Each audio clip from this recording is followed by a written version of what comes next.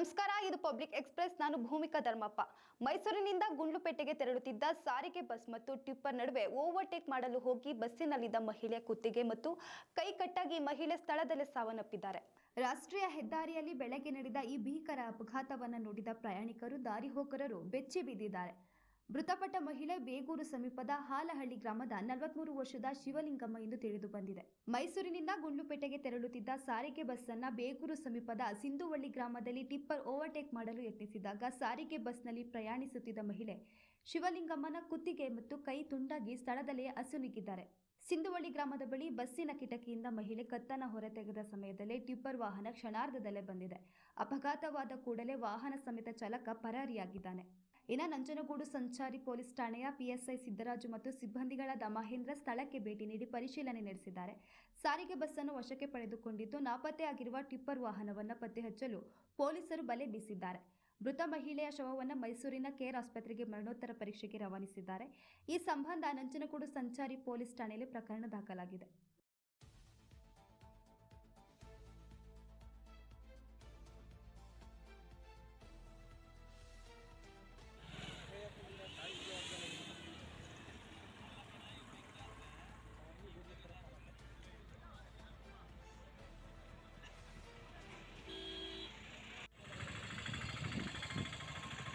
ವಿದ್ಯುತ್ ಪೂರೈಕೆ ಇಲ್ಲದೆ ಕೆಆರ್ಪೇಟೆಯ ಹೇಮಗಿರಿ ದನಗಳ ಜಾತ್ರೆಯಲ್ಲಿ ಸಂಪೂರ್ಣ ಕತ್ತಲು ಆವರಿಸಿದ್ದು, ಸಮಸ್ಯೆ ಬಗೆಹರಿಸದಿದ್ದರೆ ನಾಳೆ ಪ್ರತಿಭಟನೆ ಮಾಡಲಾಗುತ್ತದೆ ಎಂದು ಸ್ಥಳೀಯ ಹಾಗೂ ರೈತರು ಎಚ್ಚರಿಕೆ ನೀಡಿದ್ದಾರೆ.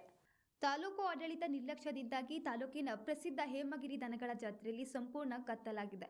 ಈ ಬಾರಿ ವಿದ್ಯುತ್ ಪೂರೈಕೆ ಇಲ್ಲದೆ ರೈತರು ಮೊದಲೇ ಚಿರತೆಗಳ ಹಾವಳಿಯ ಭಯದಲ್ಲೇ ಕತ್ತಲಿನಲ್ಲಿ ದನಗಳನ್ನು ಕಟ್ಟುವಂತಾಗಿದೆ. ಕಳೆದ ವರ್ಷ ಇಷ್ಟೊತ್ತಿಗೆ ವಿದ್ಯುತ್ ಪೂರೈಕೆಯನ್ನು ಪೂರೈಸಲಾಗ್ತಿತ್ತು. ದನಗಳ ಜಾತ್ರೆ ಎಂದರೆ ರೈತರಿಗೆ ತುಂಬಾ ಖುಷಿಯಿಂದ ಆಗಮಿಸುತ್ತಾರೆ. ಸಾರ್ವಜನಿಕರು ಸಹ ದನಗಳನ್ನು ನೋಡಲು ದಿನನಿತ್ಯ ಸಾವಿರಾರು ಸಂಖ್ಯೆಯಲ್ಲಿ ಆಗಮಿಸುತ್ತಾರೆ. ಬೇರೆ ಬೇರೆ ಊರುಗಳಿಂದಲೂ ರೈತರು ಬಂದು ರಾಸುಗಳನ್ನು ಕಟ್ಟಿರುವುದು ವಿಶೇಷವಾಗಿದೆ. ಶಾಸಕರು, ತಾಲೂಕು ಆಡಳಿತ, ಸ್ಥಳೀಯ ಗ್ರಾಮ ಪಂಚಾಯಿತಿ ಈಗಲಾದರೂ ಎಚ್ಚೆತ್ತು ಸಮಸ್ಯೆ ಬಗೆಹರಿಸದಿದ್ದರೆ ನಾಳೆಯಿಂದ ಪ್ರತಿಭಟನೆ ಮಾಡಲಾಗುತ್ತದೆ ಎಂದು ಸ್ಥಳೀಯರು ಹಾಗೂ ರೈತರು ಎಚ್ಚರಿಕೆಯನ್ನು ನೀಡಿದ್ದಾರೆ. ಇನ್ನು ಈ ಸಂದರ್ಭದಲ್ಲಿ ಬಂಡಿಹೊಳೆ ಜಗದೀಶ್, ಸಂತೋಷ್, ಪ್ರಸಾದ್, ರಘು, ಮುರಳಿ, ಪ್ರದೀಪ್, ಸತೀಶ್, ಮನೋಜ್, ನಂದನ್, ಲಕ್ಕೂರ್ ಯೋಗೇಶ್, ದಯಾನಂದ, ರಾಮನಾಥ್ಪುರ ಬಸವರಾಜ್, ಅಜಯ್, ಮಂಜು, ಸಂಜಯ್, ಕೇರ್ನಗರ ವಿಶ್ವನಾಥ್ ಇದ್ದರು. ಜೈ ಹೇಮಗಿರಿ ಅಂತೀವಿ. ಜೈ ಹೇಮಗಿರಿ, ಜೈ ಹೇಮಗಿರಿ, ಜೈ ಹೇಮಗಿರಿ, ಜೈ ಹೇಮಗಿರಿ, ಜೈ ಹೇಮಗಿರಿ, ಜೈ ಹಳ್ಳಿಕಾರ್, ಗಿರಿ ಹಂಗೆ, ಜೈ ಹೇಮಗಿರಿ, ಜೈ ಹೇಮಗಿರಿ, ಜೈ ಹೇಮಗಿರಿ, ಜೈ ಹೇಮಗಿರಿ, ಜೈ ಹೇಮಗಿರಿ, ಜೈ ಹಳ್ಳಿಕಾರ್, ಗಿರಿ ಹಂಗೆ. ನಾವು ರೈತರು ಹಳ್ಳಿಗಳಿಂದ ಬಂದಿವಿ. 25, 30, 50 ಕಿಲೋಮೀಟ್ರ್, 100 ಕಿಲೋಮೀಟ್ರಿಂದ ಬಂದಿವಿ. ನಮಗೆ ದನಕರ ತಂದಿವಿ. ಇಲ್ಲಿ ನೀರಿನ ಸೌಕರ್ಯ ಸರಿಯಾಗಿಲ್ಲ, ಕರೆಂಟ್ ಇಲ್ಲ. ಇಲ್ಲಿ ಅಂಗಡಿಯವ್ರು ಮಾತ್ರ ಎಳ್ಕೊಂಡಿರೋದು. ಈಗ ನೋಡ ಕರೆಂಟ್ ಕಾಣ್ಬೋದು, ಅವೆಲ್ಲ ಅಂಗಡಿ ಮುಂಗಟ್ಕೊಳ್ಳೋದು. ನಮ್ಮ ರೈತರಿಗೆ ಎಲ್ಲೂ ಕರೆಂಟ್ ಸೌಕರ್ಯ ಇನ್ನೂ ಮಾಡಿಲ್ಲ, ನೀರಿನ ಸೌಕರ್ಯ ಇಲ್ಲ. ಜಾತ್ರೆ ಮುಂದಾಗೆ ಕಟ್ಬಿಟ್ಟವ್ರೆ, ಹಂಗೆ ಹಿಂಗೆ ಅಂತಾರೆ. ಯಾವ ಸತ್ಲು ಟೈಮಿಗೆ ಸರಿಯಾಗಿ ಜಾತ್ರೆ ಕಟ್ಟಲ್ಲ. ನಿಮ್ಮ ಕಾನೂನು ಮುಜರಾಯಿ ಕಾನೂನು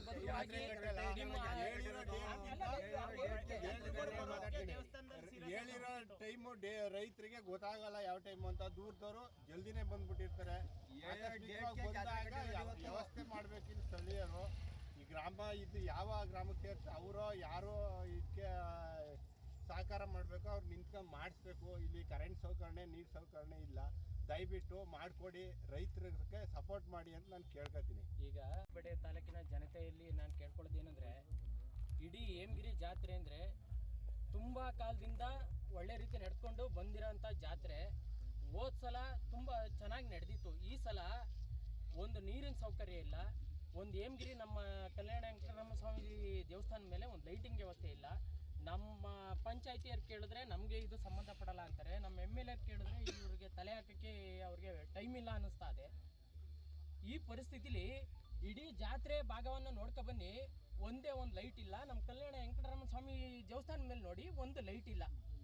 ಈ ಪರಿಸ್ಥಿತಿಲಿ ನಮ್ಮ ಹೇಮಗಿರಿ ಜಾತ್ರೆ ಸಂತೆಗಿಂತ ಕೀಳಾಗಿ ನಡೀತಾ ಇದೆ. ಈ ಥರ ನಮಗೆ ದುಸ್ಥಿತಿ ತಂದುಕೊಟ್ಟಿರೋರು ಯಾರು ಅಂತ ನಮಗೆ ಅವಶ್ಯಕತೆ ನಮ್ಗೆ ಗೊತ್ತಾಯ್ತಾ ಇಲ್ಲ. ದಯವಿಟ್ಟು ಹಿಂಗೆ ಹೇಳ್ತಾ ಇದ್ದೀನಿ ಅಂತ ಬೇಜಾರು ಮಾಡ್ಕೊಬೇಡಿ. ಯಾರು ಏನು ಇದು ಸೂಕ್ತ ಕಾರಣ ಇಲ್ಲ, ಮುಜರಾಯಿ ಇಲಾಖೆಯೋ ಇಲ್ಲ ಸ್ಥಳೀಯ MLA ಅವರು, ನನಗೆ ಮೂಲ ಮಾಹಿತಿ ನನಗೆ ಗೊತ್ತಾಗಿಲ್ಲ. ಇವತ್ತು ಪರಿಸ್ಥಿತಿ ನೋಡಿ ನಮ್ಮ ಜಾತ್ರೆ ನನಗೆ ಭಾಳ ಬೇಜಾರಾಯ್ತದೆ. ನಾನು ಬಂಡಿ ಒಳೆ ಯಜಮಾನ್ರು ನಾನೀಗ ನನಗೆ ಪರಿಸ್ಥಿತಿ ಭಾಳ ಬೇಜಾರಾಗಿದೆ. ದಯವಿಟ್ಟು ಇದೇನು ಪರಿಸ್ಥಿತಿ ಅಂತವ ನಮ್ಮ ಮುಜರಾಯಿ ಇಲಾಖೆಯವರೇ ನನಗೆ ಆನ್ಸರ್ ಕೊಡಬೇಕು. ನಂಜನಗೂಡು ತಾಲೂಕಿನ ಹುಲ್ಲಹಳ್ಳಿಯ ಕಪಿಲಾ ನದಿಯಲ್ಲಿ ಅಪರಿಚಿತ ವ್ಯಕ್ತಿಯ ಶವ ಪತ್ತೆಯಾಗಿದೆ. ನಂಜನಗೂಡು ತಾಲೂಕಿನ ಹುಲ್ಲಹಳ್ಳಿ ರಾಂಪುರ ಮುಖ್ಯ ರಸ್ತೆಯ ಕಪಿಲಾ ನದಿಯಲ್ಲಿ ಅಪರಿಚಿತ ವ್ಯಕ್ತಿಯ ಶವ ಪತ್ತೆಯಾಗಿದೆ. ವಿಷಯ ತಿಳಿದು ಸ್ಥಳಕ್ಕೆ ಹುಲ್ಲಹಳ್ಳಿ ಪೊಲೀಸ್ ಠಾಣೆಯ ಪೊಲೀಸರು ಭೇಟಿ ನೀಡಿ ಪರಿಶೀಲನೆ ನಡೆಸಿದ್ದಾರೆ. 45 ವರ್ಷದ ಅಪರಿಚಿತ ಗಂಡಸಿನ ಶವವು ಮಕಡೆಯಾಗಿ ಬಿದ್ದಿದೆ. ಸುಮಾರು 5 ಅಡಿ ಎತ್ತರ, ಕಪ್ಪು ಬಣ್ಣದ ಜರ್ಕಿನ್, ಕಾಫಿ ಬಣ್ಣದ ನಿಕ್ಕರ್, ಬಿಳಿ ಬಣ್ಣದ ತುಂಬುತೋಳಿನ ಶರ್ಟ್ ಧರಿಸಿದ್ದಾರೆ. ಕಳೆದ 3 ದಿನಗಳ ಹಿಂದೆ ವ್ಯಕ್ತಿಯು ಮೃತಪಟ್ಟಿದ್ದಾರೆ ಎಂದು ಪೊಲೀಸರು ತಿಳಿಸಿದ್ದಾರೆ. ಈ ವ್ಯಕ್ತಿಯ ಸುಳಿವು ಸಿಕ್ಕಲ್ಲಿ ಹುಲ್ಲಹಳ್ಳಿ ಪೊಲೀಸ್ ಠಾಣೆಯ ದೂರವಾಣಿ ಸಂಖ್ಯೆಗೆ ಕರೆ ಮಾಡುವಂತೆ ಪಿಎಸ್ಐ ಚೇತನ್ ಕುಮಾರ್ ಪ್ರಕಟಣೆಯಲ್ಲಿ ತಿಳಿಸಿದ್ದಾರೆ.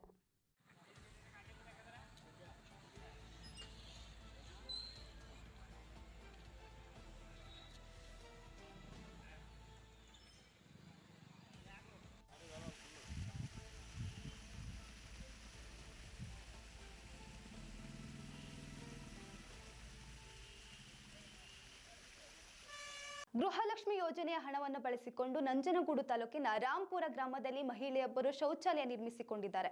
ಮುಖ್ಯಮಂತ್ರಿ ಸಿದ್ದರಾಮಯ್ಯನವರ ಸ್ವಕ್ಷೇತ್ರ ವರುಣ ವಿಧಾನಸಭಾ ಕ್ಷೇತ್ರಕ್ಕೆ ಸೇರಿದ ನಂಜನಗೂಡು ತಾಲೂಕಿನ ರಾಂಪುರ ಗ್ರಾಮದಲ್ಲಿ ಮಹಿಳೆಯೊಬ್ಬರು ತಮ್ಮ ಖಾತೆಗೆ ಬಂದಿದ್ದ ಗೃಹಲಕ್ಷ್ಮಿ ಯೋಜನೆಯ ಹಣವನ್ನು ಬಳಸಿಕೊಂಡು ಶೌಚಾಲಯವನ್ನು ನಿರ್ಮಿಸಿಕೊಂಡಿದ್ದಾರೆ.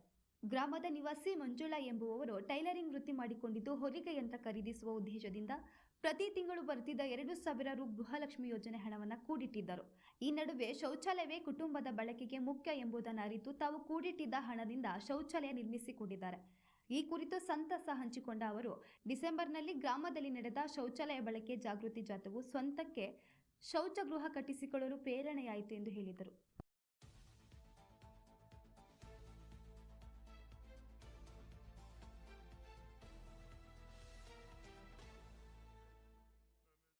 ನನ್ನ ಹೆಸರು ಮಂಜುಳಾ ಅಂತ. ನಾನು ರಾಂಪುರ ಗ್ರಾಮದಲ್ಲಿ ವಾಸವಾಗಿದ್ದೇನೆ. ನಾನು ಗೃಹಲಕ್ಷ್ಮಿ ಹಣದಿಂದ ಶೌಚಾಲಯನ ನಿರ್ಮಿಸ್ಕೊಂಡಿದ್ದೇನೆ. ನಾನು ಒಳ್ಳೆ ಮಿಷಿನ್ ತಗೋಬೇಕು ಅಂತ ಇಟ್ಕೊಂಡಿದ್ದೆ. ಆದರೆ ಪಂಚಾಯತಿಯವರು ಜಾಥಾ ಬಂದು ಟಾಯ್ಲೆಟ್ ಕಟ್ಟಿಸಿ ಅಂತ ಹೇಳಿದಕ್ಕೆ ನಾನು ಶೌಚಾಲಯನ ಕಟ್ಟಿಸ್ಕೊಂಡಿದ್ದೀನಿ. ಗೃಹಲಕ್ಷ್ಮಿ ದುಡ್ಡಿಂದ ನಮ್ಗೆ ತುಂಬ ಉಪಯೋಗ ಆಯಿತು. ಸಿದ್ದರಾಮಯ್ಯನವರಿಗೆ ನನ್ನ ಅಭಿನಂದನೆಗಳು. ಪಬ್ಲಿಕ್ ಎಕ್ಸ್‌ಪ್ರೆಸ್ ಮುಂದುವರಿಯುತ್ತದೆ ಒಂದು ಪುಟ್ಟ ವಿರಾಮದ ನಂತರ. ಪಾವನಿ pure Neelambari Adivasi herbal hair oil. ಕೂದಲು ಬೆಳೆಸಲು ವೈದ್ಯರಿಗೆ ಸಾವಿರಾರು ರೂಪಾಯಿ ಕೊಟ್ಟು ಕಳ್ಕೊಂಡ್ರಾ? ಸಿಕ್ಕ ಔಷಧಗಳು, ಆಯಿಲ್ಗಳನ್ನು ಬಳಸಿ ಆರೋಗ್ಯ ಹಾಳು ಮಾಡಿಕೊಂಡಿದ್ದೀರಾ? ಕಾಸು ಹಾಳು, ತಲೆಯೂ ಬೋಳು ಅನ್ನೋ ಪರಿಸ್ಥಿತಿ ನಿಮ್ಮದಾಗಿದೆಯಾ? ಅವರಿವರ ಸಲಹೆಗಳನ್ನು ಕೇಳಿ ನಿಮಗೆ ಸಾಕಾಗಿದೆಯಾ? ಆಸ್ಪತ್ರೆ, ಔಷಧ ಅಂಗಡಿಗೆ ಅಲಿಯೋದನ್ನ ನಿಲ್ಲಿಸಿ.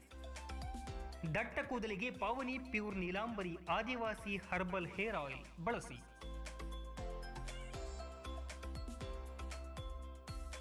ಪಾವನಿ pure Neelambari Adivasi herbal hair oil, HP petrol bunk ಹತ್ತಿರ, ಬನ್ನಿಕುಪ್ಪೆ, ಹುಣಸೂರು ತಾಲೂಕು, ಮೈಸೂರು. ಹೆಚ್ಚಿನ ಮಾಹಿತಿಗಾಗಿ ಈ ಕೆಳಗಿನ ಸಂಖ್ಯೆಗಳಿಗೆ ಸಂಪರ್ಕಿಸಿ. ವಿರಾಮದ ಬಳಿಕ ಮತ್ತೆ ಪಬ್ಲಿಕ್ ಎಕ್ಸ್‌ಪ್ರೆಸ್‌ಗೆ ಸ್ವಾಗತ. ಸುಗ್ರೀವಾಜ್ಞೆ ಹೊರಡಿಸುವ ಬದಲು ಮಹಾರಾಣಿಯವರೊಂದಿಗೆ ಕುಳಿತು ಮಾತನಾಡಿ ಸೆಟಲ್ಮೆಂಟ್ ಮಾಡಬಹುದಿತ್ತು ಎಂದು MLC H ವಿಶ್ವನಾಥ್ ಪ್ರತಿಕ್ರಿಯಿಸಿದ್ದಾರೆ. ಸಿದ್ದರಾಮಯ್ಯ ಸಿಎಂ ಆದಾಗೆಲ್ಲ ಅರಮನೆ ವಿಚಾರದಲ್ಲಿ ಗೊಂದಲ ಮೂಡಿಸುತ್ತಾರೆ. ಅವರು ಸುಗ್ರೀವಾಜ್ಞೆ ಹೊರಡಿಸುವ ಬದಲಾಗಿ ಮಹಾರಾಣಿಯವರೊಂದಿಗೆ ಮಾತನಾಡಿ ಸೆಟಲ್ಮೆಂಟ್ ಮಾಡಬಹುದಿತ್ತು ಎಂದು ಮಾಜಿ ಸಚಿವ H ವಿಶ್ವನಾಥ್ ಅಭಿಪ್ರಾಯಪಟ್ಟಿದ್ದಾರೆ. ತಮಗೆ ಅಧಿಕಾರ ಇದೆ ಎಂದು ಸುಗ್ರೀವಾಜ್ಞೆ ತರುವುದು ಸರಿಯಲ್ಲ. ಮೈಸೂರು ಮಹಾರಾಜರ ಬಗ್ಗೆ ಸಿಎಂ ಲಘುವಾಗಿ ಮಾತನಾಡುವುದು ಸರಿಯಲ್ಲ. ತಾವೊಬ್ಬ ಡೆಮೊಕ್ರಾಟಿಕ್ ಎಂದು ತೋರಿಸಿಕೊಳ್ಳಲು ಇದನ್ನೆಲ್ಲ ಮಾಡ್ತಿದ್ದಾರೆ ಎಂದು ವಿಶ್ವನಾಥ್ ಸುದ್ದಿಗೋಷ್ಠಿಯಲ್ಲಿ ಹೇಳಿದ್ದಾರೆ. ಬಿಜೆಪಿ ಸೇರಿದಂತೆ ಎಲ್ಲ ಪಕ್ಷದಲ್ಲೂ ಡಮ್ಮಿ ವರಿಷ್ಠರು ಇದ್ದಾರೆ. ಯಾರೋ ಹೇಳಿದ್ದನ್ನ ಬಂದು ಹೇಳಿಕೊಂಡು ಹೇಳೋ ವರಿಷ್ಠರು ಇದ್ದಾರೆ. ಇಂತಹ ವರಿಷ್ಠರು ಎಲ್ಲ ಪಕ್ಷದಲ್ಲೂ ಕೂಡ ಇದ್ದಾರೆ ಎಂದರು. ಸಭೆಯಲ್ಲಿ ಎಲ್ಲಿ ನಾನು ಕೆಲವು ವಿಷಯ ಬಾಯಿ ಬಿಡ್ತೇನೋ ಎಂದು ಹೆದರಿಕೊಂಡು ನನ್ನನ್ನು ಯಾರೂ ಸಹ ಕರೆಯೋದಿಲ್ಲ. ಮೈಸೂರಿನ ಬಿಜೆಪಿಯರು ಕೂಡ ಕರೆಯುವುದಿಲ್ಲ. ಹಾಗೆ ಬೆಂಗಳೂರಿನಲ್ಲಿ ನಡೆದ ಸಭೆಗೂ ಕರೆದಿಲ್ಲ ಎಂದರು. ಸಿದ್ದರಾಮಯ್ಯನವರು ಮುಖ್ಯಮಂತ್ರಿ ಆದಂಥ ಸಂದರ್ಭಗಳಲ್ಲೆಲ್ಲ ಸುಮ್ಮನೆ ಅನಾವಶ್ಯಕವಾಗಿ ಅರಮನೆ ವಿಚಾರದಲ್ಲಿ ಜನರಲ್ಲಿ ಗೊಂದಲ ಮೂಡಿಸುವಂಥದ್ದು, ಅಪನಂಬಿಕೆ ಮೂಡಿಸುವಂಥದ್ದು ಮಾಡ್ತಾರೆ. ಒಳ್ಳೆಯದಲ್ಲ. ಯಾಕೆಂದರೆ ಕೋರ್ಟ್ ಕೊಟ್ಟಂಥ ತೀರ್ಮಾನ. ಹಾಗಾದರೆ ಸರ್ಕಾರಕ್ಕೆ ಕೋರ್ಟ್ ಬಗ್ಗೆ ಗೌರವ ಇಲ್ವಾ? ಸರ್ಕಾರದ ತೀರ್ಮಾನಗಳ ಬಗ್ಗೆ ಸರ್ಕಾರಕ್ಕೆ ತೀರ್ಮಾನ ಇಲ್ಲ. ಹಾಗಾಗಿ ಇದು ಅದಕ್ಕೋಸ್ಕರವೇ ಇವತ್ತು ಅದನ್ನು ತಪ್ಪಿಸ್ಕೊಳ್ಳೋದಕ್ಕೋಸ್ಕರ ತಾವು ಸುಗ್ರೀವಾಜ್ಞೆ ತೊಗೊಂಬಂದಿದ್ದೀರಿ. ಹಾಗಾಗಿ ತಾವು ಮಾತಾಡ್ಬೋದಾಗಿತ್ತು. ಮಹಾರಾಣಿಯವ್ರನ್ನ, ಯದುವಂಶದ ಸಂಬಂಧಪಟ್ಟವ್ರನ್ನ ಕೂರಿಸಿ ಒಂದೇನಾದ್ರು ಒಂದು ಸೆಟಲ್ಮೆಂಟ್ ಮಾಡ್ಕೋಬೋದಾಗಿತ್ತು. ಬಟ್ ಅದು ಯಾವುದಕ್ಕೂ ಅವಕಾಶ ಕೊಡದೆ ನನ್ನ ಹತ್ರ ಅಧಿಕಾರ ಇದೆ ಅಂತ ಅಂದ್ಬಿಟ್ಟು ತಾವು ಸುಗ್ರೀವಾಜ್ಞೆ ತಂದಿರುವಂಥದ್ದು ಯಾರೂ ಒಪ್ಪುವಂಥದ್ದಲ್ಲ. ಇದು ಸಿದ್ದರಾಮಯ್ಯ ಬಂದಾಗೆಲ್ಲನೂ ಈ ಅರಮನೆ ಬಗ್ಗೆ ತೀಟೆ ಮಾಡುವಂಥದ್ದು, ಚೇಷ್ಟೆ ಮಾಡುವಂಥದ್ದು, ಅನಾವಶ್ಯಕವಾಗಿ ಅವ್ರಿಗೆ ಕಿರುಕುಳ ಕೊಡುವಂಥದ್ದನ್ನು ಮಾಡ್ತಾಯಿದ್ರು. ಇವಾಗ ನೋಡಿ, ಆ ರಸ್ತೆ ಬೇರೆ ಮಹಾರಾಜರ ಹೆಸರು ತೆಗೆದಾಕ್ಬಿಟ್ಟು ಸಿದ್ದರಾಮಯ್ಯನ ಹೆಸರು ಏನು ಭಾಳ ಹುಚ್ಚಾಟ ಇವೆ. ಯದುವಂಶದ ಅರಸರು ಅಂತಂದರೆ ಇಡೀ ಭಾರತದಲ್ಲಿ ಯಾಕೆ ಇವತ್ತು ಜಗತ್ತಿನಲ್ಲಿ ಯಾರಾದರೂ ಮಹಾರಾಜರುಗಳು ಭಾಳ ದೊಡ್ಡ ದೊಡ್ಡ ಕೆಲಸ, ಸಾರ್ವಜನಿಕ ಕೆಲಸ ಮಾಡಿ ಹೋಗಿದ್ದಾರೆ ಅಂದರೆ ಅದು ಮೈಸೂರು ಮಹಾರಾಜರು ಮಾತ್ರ. ಅಂಥ ಮೈಸೂರು ಮಹಾರಾಜರ ಬಗ್ಗೆ ಭಾಳ ಲಘುವಾಗಿ ಮಾತಾಡುವಂಥದ್ದು, ಭಾಳ ಒಂಥರ ಕೆಣಕುವಂಥದ್ದು ಒಳ್ಳೆಯದಲ್ಲ. ಅಲ್ಲ, ಸಿಎಂಗೆ ರಾಜವಂಶಸ್ಥರ ಬಗ್ಗೆ ಸಿಟ್ಟು ಯಾಕೆ ಅಂತ ಗೊತ್ತಿಲ್ಲಪ್ಪ. ಸುಮ್ಮನೆ ಎಲ್ಲರಿಗೂ ನಾನು ಭಾಳ ಡೆಮಾಕ್ರೆಟಿಕ್, ನಾನು ಡೆಮಾಕ್ರೆಟಿಕ್ ಅಂತ ತೋರಿಸ್ಕೊಳ್ಳೋದಕ್ಕೆ ಇವೆಲ್ಲ ತೋರಿಕೆಯ ಮಾತುಗಳು. ನಾಳೆಯಿಂದ ನಡೆಯಲಿರುವ ಸುತ್ತೂರು ಜಾತ್ರಾ ಮಹೋತ್ಸವದ ಮಹಾದಾಸೋಹಕ್ಕೆ ಸುತ್ತೂರು ಮಠದ ಶ್ರೀ ಶಿವರಾತ್ರಿ ದೇಶಿಕೇಂದ್ರ ಸ್ವಾಮೀಜಿ ಇಂದು ಚಾಲನೆ ನೀಡಿದರು. ನಾಳೆಯಿಂದ ಆರಂಭಗೊಳ್ಳಲಿರುವ ಐತಿಹಾಸಿಕ ಸುತ್ತೂರು ಜಾತ್ರಾ ಮಹೋತ್ಸವದ ಮಹಾದಾಸೋಹಕ್ಕೆ ಸುತ್ತೂರು ಮಠದ ಶ್ರೀ ಶಿವರಾತ್ರಿ ದೇಶಿಕೇಂದ್ರ ಸ್ವಾಮೀಜಿ ಚಾಲನೆ ನೀಡಿದರು. ಮಹಾದಾಸೋಹಕ್ಕಾಗಿ ನಿರ್ಮಾಣವಾಗಿರುವ ಬೃಹತ್ ಅಡಿಗೆ ಮನೆಯಲ್ಲಿ ಪೂಜೆ ಸಲ್ಲಿಸುವ ಮೂಲಕ ಜಾತ್ರಾ ಮಹೋತ್ಸವಕ್ಕೆ ನಾಂದಿ ಹಾಡಿದರು. ಇನ್ನು ಸುತ್ತೂರು ಜಾತ್ರೆ ಮಹಾದಾಸೋಹಕ್ಕಾಗಿ 1,000 ಕ್ವಿಂಟಲ್ ಅಕ್ಕಿ, 250 ಕ್ವಿಂಟಲ್ ಬೇಳೆ, 200 ಕ್ವಿಂಟಲ್ ಸಕ್ಕರೆ, 1,500 ಟನ್ ಅಡುಗೆ ಎಣ್ಣೆ, 10,000 ಕೆಜಿ ತುಪ್ಪ ಸೇರಿದಂತೆ ಪ್ರತಿನಿತ್ಯ 3 ಹೊತ್ತು ಲಕ್ಷಾಂತರ ಮಂದಿಗೆ ಇಲ್ಲಿ ದಾಸೋಹ ನಡೆಸಲಾಗುತ್ತದೆ.